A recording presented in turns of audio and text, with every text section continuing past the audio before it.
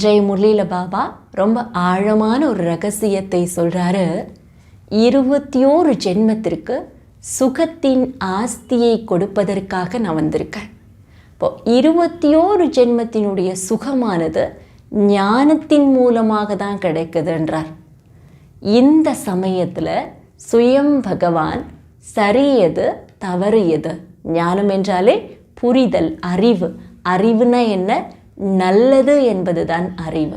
அப்போது நல்லதை எண்ணத்திலையும் வார்த்தையிலையும் செயல்லையும் கொண்டு வர வைத்து அதன் மூலமாக அந்த நன்மை செய்ததனுடைய பலன்தான் 21 ஜென்மத்திற்கு சதா சுகமாக கிடைக்குது. பக்தியில் கூட சில நன்மைகளெல்லாம் செய்கிறாங்க, கொஞ்சம் செய்யறதுனால அல்ப காலத்தினுடைய பலன் கிடைக்குதுன்றார் அப்பா. ஆனால் ஞானத்தின் மூலமாக நிரந்தரமாக நன்மையினுடையதையே செய்து கொண்டிருக்கும் போது நிரந்தர சுகமாக கிடைத்திடுது. அதனால் ஆழமாக இந்த விஷயத்தை நாம் புரிந்து கொள்ள வேண்டியிருக்கு. தந்தையினுடைய ஞானம் நம்மை என்னவாக ஆக்குது? அப்பா சொல்கிறாரு, ஸ்வர்க்கத்தின் ராஜ்யத்திற்காக தான் நான் ஞானத்தை கொடுக்குறேன், ராஜ்யத்தை கற்றுக் கொடுக்குறேன். என்னை நினைவு செய்யாமல் உங்கள் தலையில் இருக்கிற பாவங்கள் அழியறதுக்கு வாய்ப்பே கிடையாது. அதனால் நிரந்தரமாக நினைவு யாத்திரையில் இருங்க, பலியாகுங்க. அப்பான்னு சொல்லி பழைய உலகத்தை மறந்து தந்தை நினைவில் எவ்வளோ மூழ்கிறீங்களோ அவ்வளோ விகர்மங்கள் விநாசமாகி தூய்மையாக ஆகிக்கொண்டே இருப்பீங்க. எவ்வளோ தூய்மையானவர்களாக மாறுவீங்களோ அப்போது தான் கலைகள் நிறைந்தவர்களாக, சக்திகள் நிறைந்தவர்களாக கூட ஆக முடியும், தேவதையாக ஆக முடியும். தேவதைகளுக்கு நிறைய மகிமை இருக்குது. ஸோ அந்த மகிமைகளை எல்லாமே இப்போதான் நீங்கள் கொண்டு வரணும். பாபா சொல்லார், ஞானத்தின் மூலமாக அதை உள்கிரகணம் செய்து அந்த தெய்வீக நிலையை அடையுங்க அப்படின்னு சொல்லார். மேலும் அநேக விஷயத்தினுடைய புரிதலை பாபா என்று கொடுக்கிறாரு. வாங்க முழு முரளி பார்க்கலாம். ஓம் சாந்தி. முரளி டேட் 16/10/2023 காலை முரளி. பாப்தாதா மதுபன். இனிய குழந்தைகளே, ஞானத்தின் சுகம் 21 தலைமுறை தொடர்கிறது. அது ஸ்வர்க்கத்தின் நிரந்தர சுகம். பக்தியில் தீவிர பக்தி செய்தால் அல்பகால கனநேர சுகம் கிடைக்கிறது. கேள்வி: எந்த ஸ்ரீமத் படி நடந்து குழந்தைகள் நீங்கள் சத்கதியை பெற முடியும்? பதில்: இந்த பழைய உலகை மறந்து என்னை மட்டும் நினைவு செய்யுங்கள் என்பது தந்தையின் ஸ்ரீமத். இதைதான் பலியாவது, அதாவது உயிரோடு இறப்பது என்று சொல்லப்படுகிறது. இந்த ஸ்ரீமத் மூலமாக நீங்கள் மிக உயர்ந்தவர்களாக மாறுகிறீர்கள். உங்களுக்கு சத்கதி கிடைக்கிறது. உலக மனிதர்கள் மற்ற மனிதர்களுக்கு சத்கதி கொடுக்க முடியாது. தந்தையே அனைவருக்கும் சத்கதி கொடுக்கும் வள்ளலாக இருக்கிறார். பாடல்: ஓம் நம சிவாய. ஓம் சாந்தி. குழந்தைகள், பாடலை கேட்டீர்கள். மிக உயர்ந்தவர் பகவான் என்று பாடப்படுகிறது. இப்போது பகவானின் பெயரை மனிதர்கள் யாரும் அறியவில்லை. எதுவரை பகவான் வந்து பக்தர்களுக்கு தனது அறிமுகத்தை கொடுக்கவில்லையோ அதுவரை பக்தர்கள் பகவானை அறிய முடியாது. ஞானம் மற்றும் பக்தி என்று சொல்லப்படுகிறது. சத்தியுகமும் திரேதாயுகமும் ஞானத்தின் பலன். இப்போது நீங்கள் ஞான கடலிடமிருந்து ஞானத்தை பெற்று முயற்சியின் மூலமாக தனது நிரந்தர சுகத்தின் பலனை உருவாக்கி கொண்டிருக்கிறீர்கள். இப்போதான் தந்தைக்கிட்ட இருந்து ஞானம் கிடைக்குது, அறிவு கிடைக்குது. நல்லது எது, கெட்டது எது. ஸோ நல்லதை செய்யும்போது நல்லதற்கான பலனானது 21 ஜென்மத்திற்கு சதா சுகிகளாக நிரந்தர சுகமான வாழ்க்கையாக ஆக்கிடுது. ஸோ இதை அப்பா சொல்கிறாரு, ஞானத்தின் மூலமாக ஞானத்தை தனக்குள்ளார தாரணை செய்து கர்மங்களை செய்வதன் மூலமாக அந்த முயற்சியின் பலனானது நிரந்தர சுகத்தின் பலனை உருவாக்கி கொண்டிருக்கிறீர்கள். பின்னர் துவாபர கலியுகங்களில் பக்தி நடக்கும். ஞானத்தின் பலன் சத்யுக ஆரம்பத்திலிருந்து திரேதாயுக கடைசி வரை நடக்கும். ஞானத்தின் சுகம் 21 தலைமுறை தொடர்கிறது. இப்போ நாம் ஞானத்தின் மூலமாக நல்ல காரியங்களை செய்வதன் மூலமாக அதனுடைய பலனானது 21 ஜென்மத்திற்கு தொடர்கிறது. அது ஸ்வர்க்கத்தின் நிரந்தர சுகம். நரகத்தில் இருப்பது அற்பகால கனநேர சுகம். சத்யுகமும் திரேதாயுகமும் ஞான மார்க்கமாக இருந்தது. அப்போது புதிய உலகம், புதிய பாரதம் இருந்தது. அது ஸ்வர்க்கம் என்று சொல்லப்படுகிறது. இப்போது தூய்மையில்லாத பாரதம் நரகமாகிவிட்டது. துக்கம் அநேக விதங்களில் இருக்கிறது. ஸ்வர்க்கத்தில் துக்கத்தின் பெயரடையாளம் இருக்காது. குருமார்களிடம் போவதற்கும் அவசியம் இருக்காது. பகவானே பக்தர்களுக்கு நன்மை செய்ய வேண்டும். இப்போது கலியுகத்தின் கடைசி நேரமாக இருக்கிறது. விநாசம் முன்னால் நிற்கிறது. தந்தை வந்து பிரம்மா மூலமாக ஞானத்தை கொடுத்து ஸ்வர்க்கத்தை ஸ்தாபனை செய்கிறார். அப்போது விநாச நேரம், எல்லாரும் துக்கிகளாக இருக்கக்கூடிய சமயத்தில் தந்தை வந்து அறிவை கொடுத்து அதன் மூலமாக ஸ்வர்க்கத்தை ஸ்தாபிக்கிறார். மேலும் சங்கரர் மூலமாக விநாசத்தையும் விஷ்ணு மூலமாக பராமரிப்பையும் செய்ய வைக்கிறார். பரமாத்மாவின் காரியத்தை யாரும் புரிந்து கொள்ளவில்லை. மனிதர்களை பாவாத்மா, புண்ணியாத்மா என்று சொல்கிறார்கள். பாவ பரமாத்மா, புண்ணிய பரமாத்மா என்று சொல்லப்படுவதில்லை. மகாத்மாவையும் மகான் ஆத்மா என்றே சொல்வார்கள். மகான் பரமாத்மா என்று சொல்ல மாட்டார்கள். ஆத்மா பவித்திரமாகிறது. முதலில் முக்கியமானது தேவி தேவர் தர்மம் என்று தந்தை புரிய வைக்கிறார். அந்த நேரம் சூரிய வம்சத்தார் ராஜ்யம் செய்தார்கள்.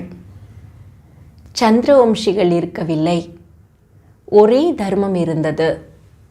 பாரதத்தில் தங்கம், வெள்ளியில் மாளிகைகள் இருந்தன. வைர மணிகளால் கூரை, சுவர்கள் எல்லாம் அலங்கரிக்கப்பட்டிருந்தன. பாரதம் வைரம் போல இருந்தது. அதே பாரதம் இப்போது சோழி போல மாறியிருக்கிறது. நான் கல்பத்தின் கடைசியில் சத்யுக ஆரம்பத்தின் சங்கமத்தில் வருகிறேன் என்று தந்தை சொல்கிறார்.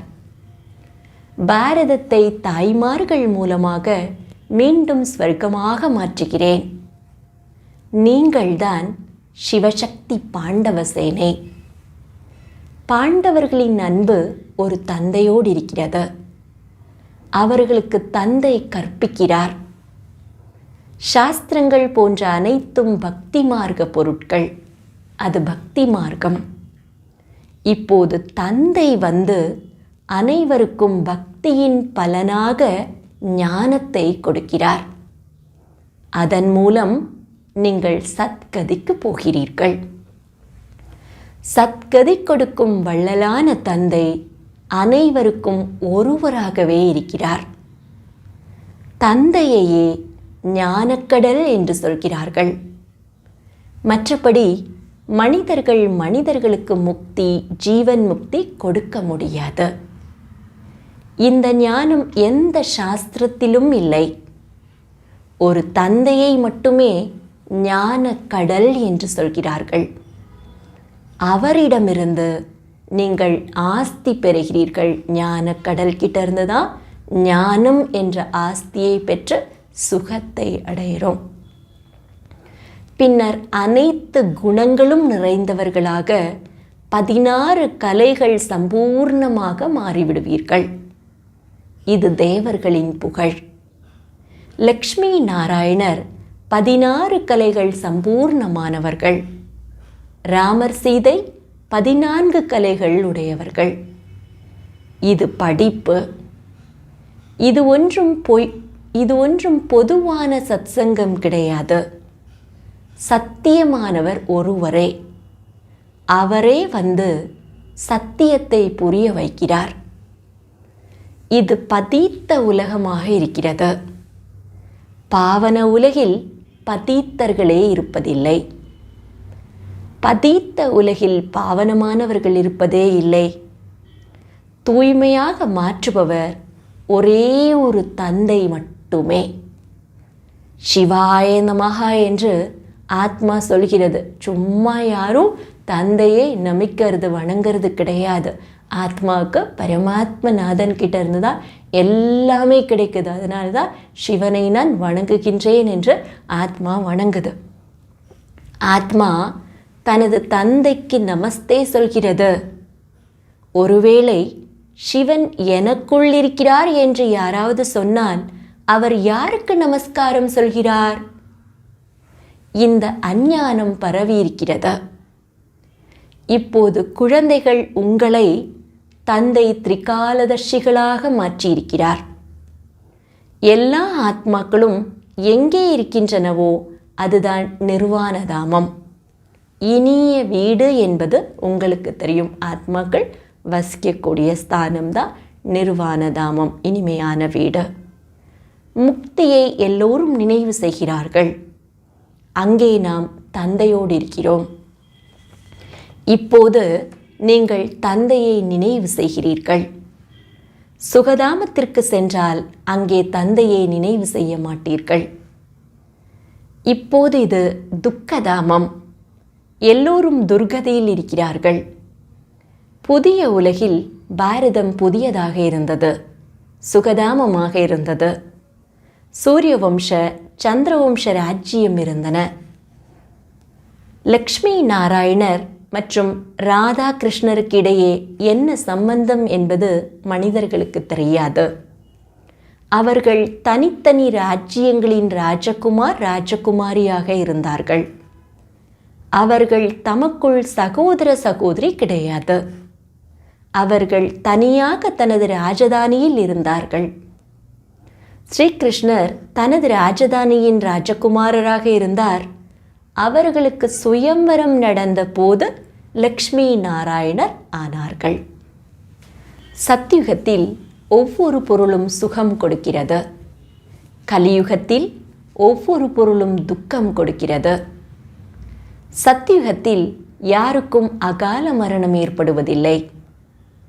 நரனிலிருந்து நாராயணராகவும் நாரியிலிருந்து லக்ஷ்மியாகவும் ஆவதற்காக நாம் நமது பரம்பிதா பரமாத்மா தந்தையிடமிருந்து சகஜ ராஜயோகத்தை கற்கிறோம் என்பது குழந்தைகள் உங்களுக்கு தெரியும். இது பள்ளிக்கூடம்.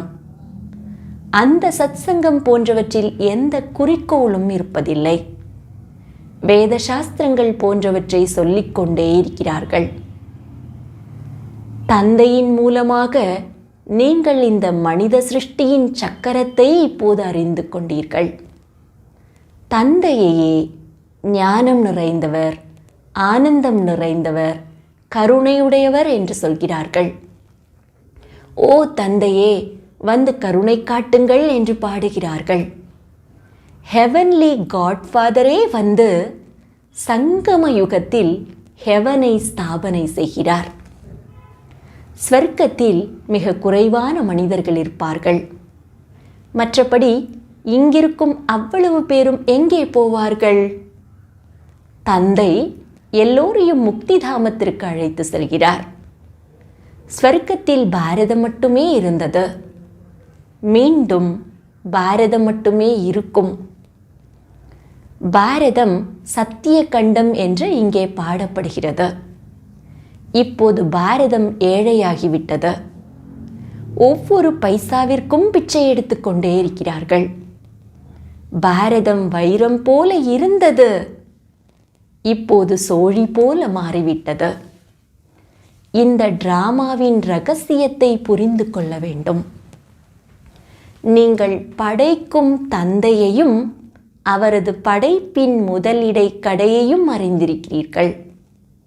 வந்தே மாதரம் என்று மனிதர்கள் பாடுகிறார்கள். எனினும் தூய்மையானவர்களுக்கே வந்தனம் செய்யப்படுகிறது. பரமாத்மாவே வந்து வந்தே மாதரம் என்று சொல்வதை ஆரம்பம் செய்கிறார். ஸ்வர்க்கவாசலாக பெண் இருக்கிறார் என்று பரமாத்மாவே வந்து சொல்கிறார். ஸ்வர்க்கத்தினுடைய வாசலை திறப்பதற்கு பெண்களை தான் தந்தை வந்து முன்னிறுத்தி வந்தே மாதரம் என்றும் சொல்கிறார். சக்தி சேனை இருக்கிறது. இவர் ஸ்வர்க்க ராஜ்யத்தை கொடுக்கிறார். அது உலக ஆல்மைட்டி அத்தாரிட்டி ராஜ்யம் என்று சொல்லப்படுகிறது. சக்திகள், நீங்கள் சுயராஜ்யத்தை ஸ்தாபனை செய்தீர்கள். இப்போது மீண்டும் ஸ்தாபனை நடந்து கொண்டிருக்கிறது. சத்தியுகத்தை ராமராஜ்யம் என்று சொல்கிறார்கள். இப்போது ராமராஜ்யம் வர வேண்டும் என்று சொல்கிறார்கள். எனினும் எந்த மனிதரும் அந்த ராமராஜ்யத்தை கொண்டு வர முடியாது. நிராகார காட்ஃபாதரே வந்து கற்பிக்கிறார். அவருக்கும் நிச்சயம் சரீரம் தேவை. இங்கே வரணும்னா கண்டிப்பாக அவருக்கும் உடல் தேவை. நிச்சயம் பிரம்மாவின் உடலிலேயே வர வேண்டும். சிவபாபா ஆத்மாக்கள் உங்கள் அனைவருக்கும் தந்தையாக இருக்கிறார். பிரஜாபிதாவும் பாடப்படுகிறார். பிதா என்றால் அப்பாவாக இருக்கிறார் தானே. பிரம்மாவை கிராண்ட் ஃபாதர் என்று சொல்கிறார்கள். ஆதிதேவர் மற்றும் ஆதிதேவி இருவரும் அமர்ந்திருக்கிறார்கள், தவம் செய்கிறார்கள். நீங்களும் தவம் செய்கிறீர்கள். இது ராஜயோகம். சந்நியாசிகளுடையது ஹடயோகம். அவர்களால் ஒருபோதும் ராஜயோகத்தை கற்பிக்க முடியாது. கீதை போன்ற எந்த சாஸ்திரங்கள் இருந்தாலும் அவை அனைத்தும் பக்தி மார்க்க பொருட்கள். அவற்றை படித்து வந்தீர்கள். இருந்தும் தூய்மையற்றவர்களாக மாறிவிட்டீர்கள். இது அதே மகாபாரத சண்டை. அதன் மூலம் அழிவு ஏற்பட வேண்டும். அறிவியல் எதுவும் வேதங்களில் இல்லை. அவற்றில் ஞான விஷயங்கள் இருக்கின்றன. இந்த அறிவியல் புத்தியின் அதிசயமாக இருக்கிறது. அது புது புது கண்டுபிடிப்புகளை நிகழ்த்தி கொண்டே இருக்கிறது. சுகத்திற்காகவே விமானம் போன்றவற்றை உருவாக்குகிறார்கள். கடைசியில் இவற்றின் மூலமாகவே விநாசமும் நடக்கிறது. இந்த சுகத்தின் கலைகள் பாரதத்தில் தங்கிவிடும். துக்கத்தின் விஷயங்கள், கொல்வது போன்றவை முடிந்துவிடும். அறிவியல் அறிவு தொடர்ந்து செயல்பட்டு வருகிறது. இந்த வெடிகுண்டுகள் போன்றவற்றை கல்ப முன்னரும் உருவாக்கியிருந்தார்கள். பதித்த உலகம் அழிந்த பின்னர் புதிய உலகம் ஸ்தாபனையாக வேண்டும். இப்போ பாபா இங்கே ஆழமான விஷயத்தை உணர்த்துறாரு. நல்லதெல்லாமே தங்கி இருக்கும், வேண்டாதது கெட்டதெல்லாமே அழிந்து போயிடும். அதுதான் விநாசம், வேஸ்டினுடைய நாசம். நீங்கள் 84 பிறவிகளை முடித்து விட்டீர்கள் என்று தந்தை சொல்கிறார். இப்போது இந்த தேகத்தின் அகங்காரத்தை விட்டுவிட்டு தந்தை என்னை நினைவு செய்யுங்கள். அந்த நினைவின் யோக அக்னியால் விகர்மங்கள் விநாசமாகும். ராவணன் உங்களை அதிக பாவகர்மங்களை செய்ய வைத்திருக்கிறான். தூய்மையாக மாற ஒரு உபாயம் மட்டுமே இருக்கிறது. நீங்கள் ஆத்மாக்களாகவே இருக்கிறீர்கள். நான் ஆத்மா என்று சொல்கிறீர்கள். நான் பரமாத்மா என்று சொல்ல மாட்டீர்கள். எனது ஆத்மாவிற்கு தொல்லை கொடுக்காதீர்கள் என்று சொல்கிறீர்கள். ஆத்மா சோ பரமாத்மா என்று சொல்வது மிகப்பெரிய தவறு. தானே பகவான் என்று சொல்வது மிகப்பெரிய தவறு. இப்போது இருப்பது தூய்மையில்லாத விபச்சார பக்தி. யார் வந்தாலும் அவரை அமர்ந்து பூஜை செய்கிறார்கள். ஒருவரை மட்டும் நினைப்பதை அபிவச்சாரி என்று சொல்லப்படுகிறது. இப்போது விபச்சார பக்திக்கும் முடிவு வர வேண்டும். தந்தை வந்து எல்லையற்ற ஆஸ்தி கொடுக்கிறார். அனைவருக்கும் சுகத்தை கொடுப்பவர் ஒரே ஒரு தந்தை மட்டுமே, வேறு யாரும் கிடையாது. என் ஒருவரோடு புத்தியோகத்தை இணைப்பதால் அந்தமதி சோகதியாகும். தந்தையோட நினைவில் ஆத்மா இந்த உடலை விட்டு சென்றதுன்னா நல்ல கதியை, ஸ்வர்க்க கதியை பிராப்தமாக்கும். நானே ஸ்வர்க்கத்தை படைப்பவர். இது முட்களின் உலகம். ஒருவர் பிறரோடு சண்டை சச்சரவு செய்து கொண்டே இருக்கிறார்கள். இப்போது இந்த பழைய உலகம் மாறிக்கொண்டிருக்கிறது. தந்தை ஞான அமிர்த கலசத்தை தாய்மார்கள் மீது வைக்கிறார். இது ஞானம். எனினும் விஷத்தோடு ஒப்பிடுகையில் அமிர்தம் என்று சொல்லப்படுகிறது. அமிர்தத்தை விடுத்து விஷத்தை ஏன் குடிக்க வேண்டும் என்று சொல்லப்படுகிறது? ஸ்ரீமத் மூலமாகவே நீங்கள் உயர்ந்தவராக மாறுவீர்கள். பரம்பிதா பரமாத்மா வந்து ஸ்ரீமத் கொடுக்கிறார். ஸ்ரீகிருஷ்ணரும் ஸ்ரீமத் மூலமாக இப்படி மாறினார். அவருக்கு கூட அதற்கு முன் ஜென்மத்தில் உயர்ந்த வழியை யாராவது காமிச்சிருக்கணும். அப்படி இந்த சங்கமயத்தில் படித்து தான் அவர் ஸ்ரீகிருஷ்ண நிலையை அடைகிறார். இவை அனைத்தும் புரிந்து கொள்ளும் விஷயங்கள். இந்த முழு பழைய உலகையும் மறந்து ஒரு தந்தையை நினைவு செய்ய வேண்டும். முக்கியமான விஷயம், மொத்தத்தையும் மறந்து ஒரு அப்பாவை நினைவு செய்யுங்க என்றார். இப்போது பலியாகவும் வேண்டியிருக்கிறது. இதையே உயிரோடு இறப்பது என்று சொல்லப்படுகிறது. ஒரு அப்பாவை உயிரோடு இருக்கும்போது நினைத்து கொண்டே இருப்பது, அதுதான் தந்தைக்கு பலியாவது. பக்தி மார்க்க விஷயங்கள் வேறு. அது பக்தி செய்யும் முறை. பக்தியில் அநேக குருமார்கள் இருக்கிறார்கள். எனினும் சத்கதி கொடுக்கும் வள்ளலாக ஒரே ஒரு நிராகார பரம்பிதா பரமாத்மாவே இருக்கிறார். உலக மனிதர்கள் மற்ற மனிதர்களுக்கு சத்கதி கொடுக்க முடியாது. நிரந்தர சுகத்தை கொடுக்க முடியாது. சதா சுகத்தை கொடுப்பவர் பாபா. இது பாடசாலை. தந்தை குறிக்கோளையும் சொல்கிறார். உங்களுக்கு ஸ்வர்க்க சுகத்தின் ஆஸ்தி கிடைக்கும் என்று சொல்கிறார். லட்சியமே என்ன? வைகுண்டத்தினுடைய ஆஸ்தி அடையணும் என்பதுதான். மற்ற எல்லோரும் முக்தி தாமத்திற்கு சென்று விடுவார்கள். சாந்திதாமம், சுகதாமம் மற்றும் இது துக்கதாமம். இந்த சக்கரம் சுற்றி கொண்டே இருக்கிறது. இது சுயதர்ஷ்ண சக்கரம் என்று சொல்லப்படுகிறது. இந்த டிராமாவின் சக்கரத்திலிருந்து யாரும் விடுபட முடியாது. சாந்திதாமம் போயிட்டு சுகதாமம், அப்புறம் துக்கதாமம், இந்த சைக்கிளில் வரணுன்றாரப்பா. முன்னரே நிச்சயிக்கப்பட்டபடி நடக்கும் அழியாத பாகம் ஒவ்வொருவருக்கும் உள்ளது. தந்தை உங்களுக்கு கற்பித்து மனிதரிலிருந்து தேவராக மாற்றுகிறார். பின்னர் யார் எந்தளவு படிப்பார்களோ அதற்கு தக்கபடி ஒருவர் ராஜாவார், ஒருவர் பிரஜையாவார். அப்பா எல்லாருக்கும் பாடம் கற்பிக்கிறாரு. ஆனால் யார் எந்த அளவுக்கு படித்தார்களோ, தாரணை செய்தார்களோ அதற்கு தக்கபடி பதவி. சூரியவம்ச அரசாட்சி இருக்கிறது. சத்தியத்தில் சூரியவம்சம் இருந்தபோது மற்ற யாரும் இருக்கவில்லை. பாரத கண்டமே மிக உயர்ந்த உண்மையான கண்டமாக இருந்தது. இப்போது பொய்யான கண்டமாக மாறிவிட்டது. இது மிக கொடிய நரகம் என்று சொல்லப்படுகிறது. பைசாவிற்காக எவ்வளவு அடிதடி நடக்கிறது. இன்னைக்கு உலகத்தில் பைசாவுக்காக என்னெல்லாம் செய்கிறாங்க. அதனால் அப்போ சொல்ல எவ்வளோ பெரிய நரகம். ஒன்றை பெற பாவம்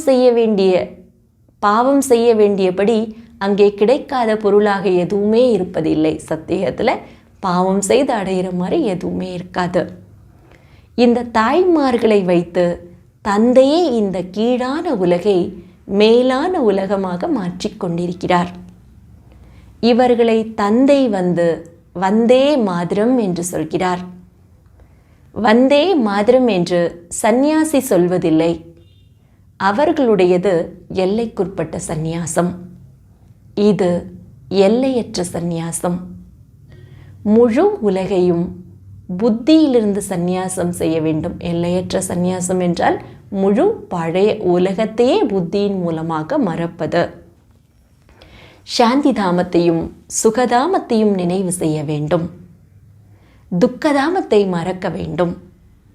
இது தந்தையின் கட்டளை. தந்தை ஆத்மாக்களுக்கு புரிய வைக்கிறார். நீங்கள் இந்த காதுகள் மூலமாக கேட்கிறீர்கள். சிவபாபா இந்த அவயங்கள் மூலமாக உங்களுக்கு புரிய வைக்கிறார். அவர்தான் ஞானக்கடல். இவர் ஏதோ சாது சந்நியாசி மகாத்மா கிடையாது. நல்லது. இனிமேலும் இனிமையான காணாமல் போய் கண்டெடுக்கப்பட்ட செல்ல குழந்தைகளுக்கு தாய் தந்தை பாப் தாதாவின் அன்பு நினைவுகள் மற்றும் காலை வணக்கம். ஆன்மீக குழந்தைகளுக்கு ஆன்மீக தந்தையின் நமஸ்காரம். ஆன்மீக தந்தைக்கு ஆன்மீக குழந்தைகளின் அன்பு நினைவுகள், காலை வணக்கம், நமஸ்காரம். தாரணைக்கான முக்கிய சாரம்: 1. தந்தையிடம் முழுமையாக பலியாக வேண்டும். தேக அகங்காரத்தை விடுத்து யோக அக்னியால் விகர்மங்களை விநாசம் செய்ய வேண்டும். 2. குறிக்கோளை புத்தியில் வைத்து படிக்க வேண்டும். முன்னரே நிச்சயிக்கப்பட்டபடி நடக்கும் நாடகத்தை புத்தியில் வைத்து சுயதர்ஷன சக்கரதாரி ஆக வேண்டும். வரதானம்: சதா ஊக்க உற்சாகத்தின் இறக்கைகள் மூலமாக பறக்கும் கலையில் பறந்து செல்லும் உயர்ந்த ஆத்மா ஆகுக. சதா ஊக்க உற்சாகத்தின் இறக்கைகள் மூலமாக பறக்கும் கலையில் பறந்து செல்லும் உயர்ந்த ஆத்மா ஆகுக. ஞானயோகத்தின் கூடவே ஒவ்வொரு நேரமும், ஒவ்வொரு செயலிலும், ஒவ்வொரு நாளும் புதிய ஊக்கத்தையும் உற்சாகத்தையும் உருவாக்க வேண்டும். இதுதான் பறக்கும் கலைக்கு ஆதாரம். காரியம் எப்படிப்பட்டதாக இருந்தாலும், அது இடத்தை சுத்தம் செய்வதாக இருக்கலாம், பாத்திரங்களை தேய்ப்பதாக இருக்கலாம், சாதாரண செயலாக இருக்கலாம். அதிலும் ஊக்க உற்சாகம் இயல்பாக நிரந்தரமாக இருக்க வேண்டும். பறக்கும் கலையில் உள்ள உயர்ந்த ஆத்மாக்கள் ஊக்க உற்சாகத்தின் இறக்கைகள் மூலமாக சதா பறந்து கொண்டே இருப்பார்கள். அவர்கள் ஒருபோதும் குழப்பமடைய மாட்டார்கள். சின்ன சின்ன விஷயங்களில் களைத்து போய் நின்றுவிட மாட்டார்கள். ஸ்லோகன்: யார் பணிவோடும் களைப்பின்றியும் சதா விழித்திருக்கும் ஜோதியாக இருப்பாரோ அவரே விஸ்வ கல்யாண்காரி. யார் பணிவோடும் களைப்பின்றியும் சதா விழித்திருக்கும் ஜோதியாக இருப்பாரோ அவரே விஸ்வ கல்யாணக்காரி. உலகத்திற்கு நன்மை செய்யக்கூடியவர் என்றால் பணிவு சுபாவம் உடையவராக, களைப்பில்லாதவராக, எப்போதுமே ஆத்ம தீபம் எரிந்து கொண்டே இருப்பவராக இருந்தால்தான் வசலர் விஸ்வ கல்யாண்காரி ஆக முடியும். நல்லது. ஓம் சாந்தி.